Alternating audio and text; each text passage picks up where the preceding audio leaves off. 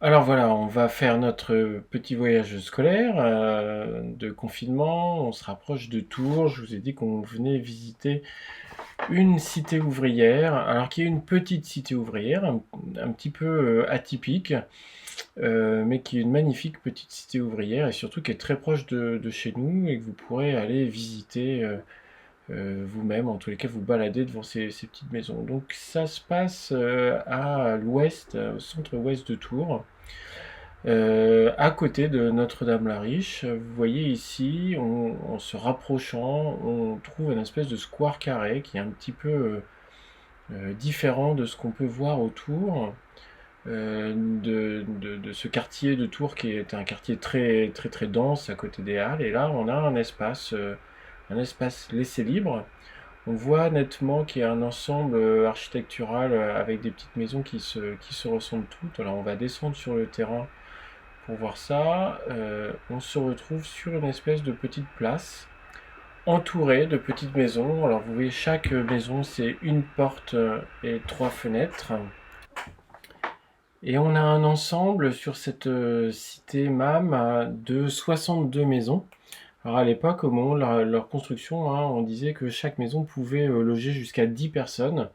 Mais c'était quand même un grand luxe parce que 10 personnes peut-être, ce qui nous paraîtrait beaucoup aujourd'hui par rapport aux tailles des maisons, mais 10 personnes de la même famille, hein. C'est-à-dire que les ouvriers de l'époque, c'était assez rare qu'ils puissent habiter dans une maison avec une seule famille hébergée.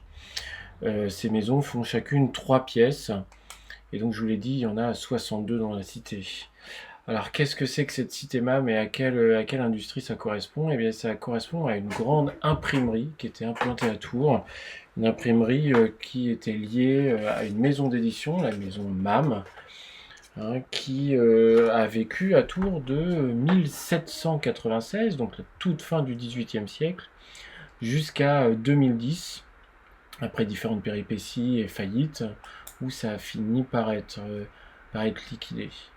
Alors, on retourne auprès de cette place, en plein centre-ville, hein, avec ces petites maisons, qui sont aujourd'hui des maisons habitées, tout simplement, louées, vendues, en fonction de chacune, qui sont assez recherchées parce qu'elles ont un certain cachet, et puis elles sont au calme, au cœur du centre-ville, mais qui restent des petites maisons, donc avec des surfaces assez restreintes.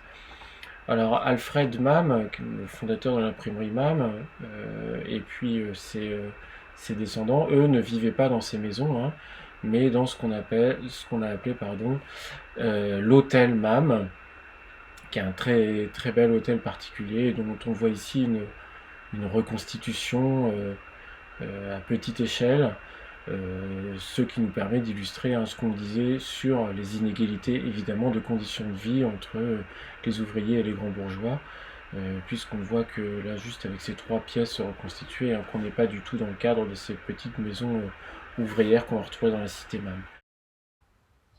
Enfin, on peut citer pour faire le lien avec le présent que la dernière implantation industrielle des imprimeries MAM en bord de Loire a été entièrement transformée depuis 2010 et a été transformée en quelque chose qu'on appelle la cité de la création et de l'innovation, qu'on appelle toujours MAM d'ailleurs.